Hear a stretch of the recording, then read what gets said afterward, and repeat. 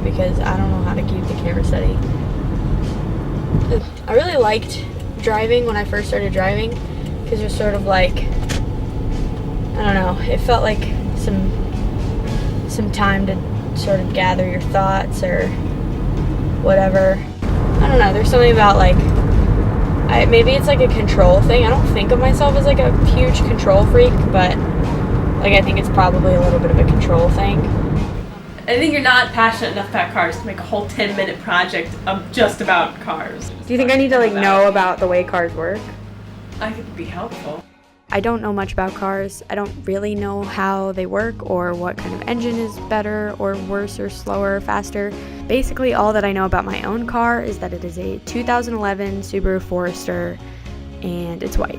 This is the cabin of my car. There's some junk.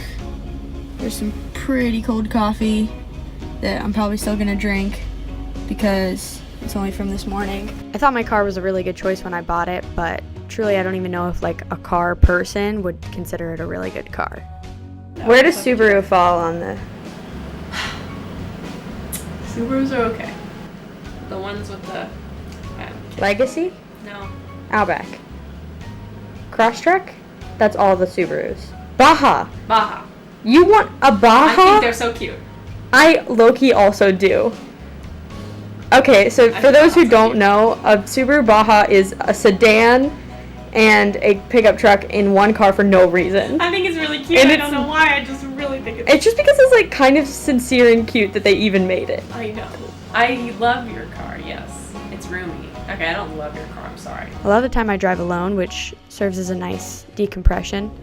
So I'm in my car and I'm about to go to work. It's a Friday afternoon at like 2:45.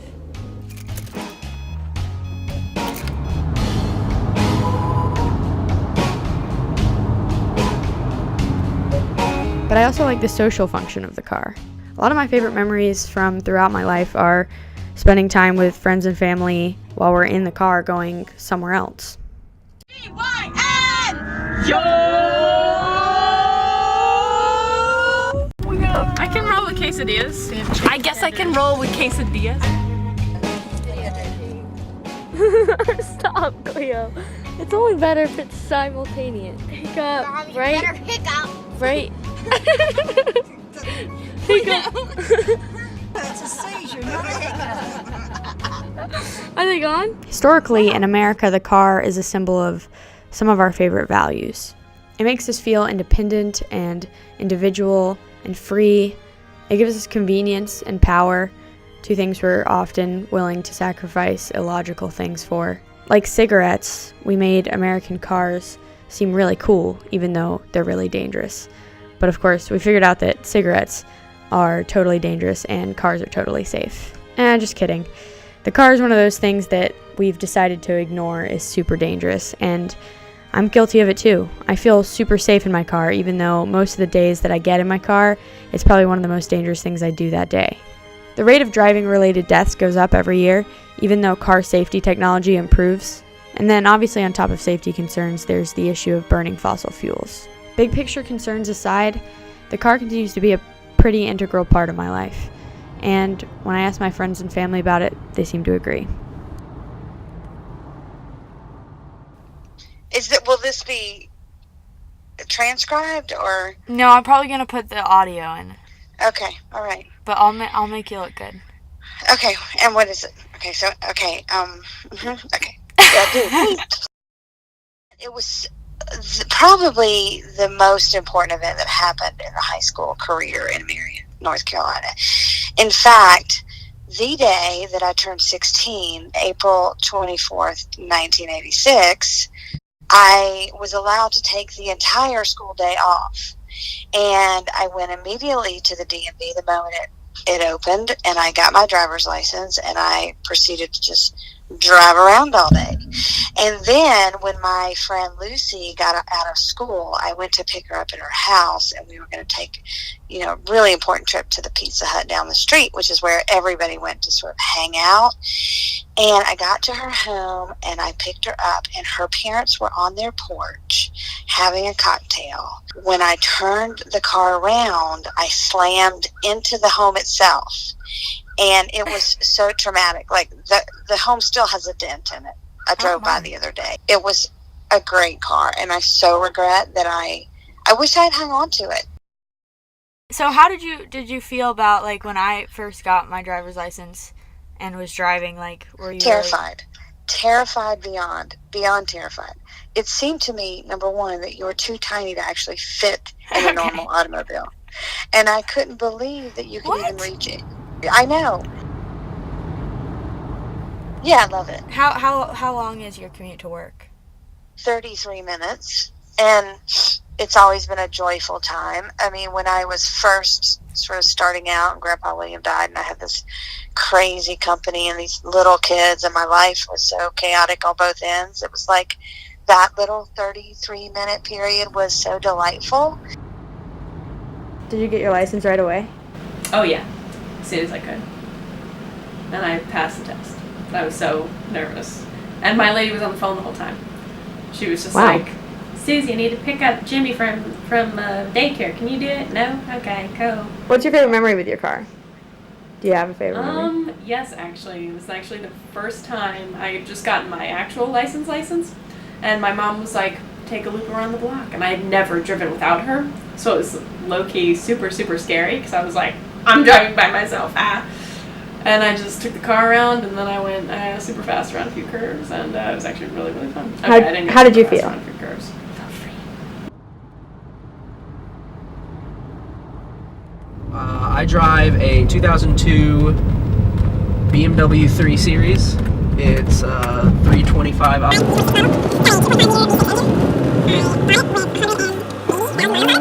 And we are almost at 200,000 now. Ooh. So I've done about 20,000.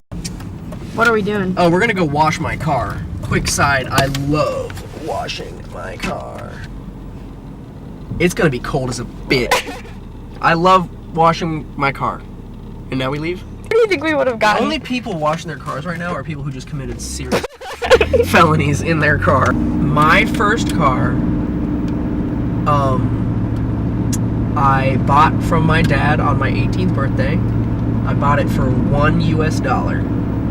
It was a 2006 Subaru Outback. I used to frequently take it off-roading. But I was in high school, and high schoolers aren't always making the best choices. And I noticed that adjacent to this big open patch of dirt was a wheat field. I don't know whose wheat field it is to this day. It was like driving through the jungle. But as it turns out, I had actually clogged my radiator with wheat. It was full of wheat. My engine was full of wheat. I like driving because there's something about driving that gives you the freedom to like power yourself through time and space. One of my favorite memories from driving was 2 summers after my cousin and I graduated high school that summer and the summer between my freshman and sophomore years of college. We did a road trip. The first time was up to Maine, and the second time was from Asheville to California. We saw all sorts of new things like weird gas stations and long stretches of road. My cousin saw the Pacific Ocean for the first time. Yeah, it felt like the first time that I had put a real distance between myself and like the place that I had grown up. Like I had been other places, I had been out of the country and I had driven to other places, but it was the first time that I felt like I was leaving home, and then like when we drove there, you could feel it like in hours and miles.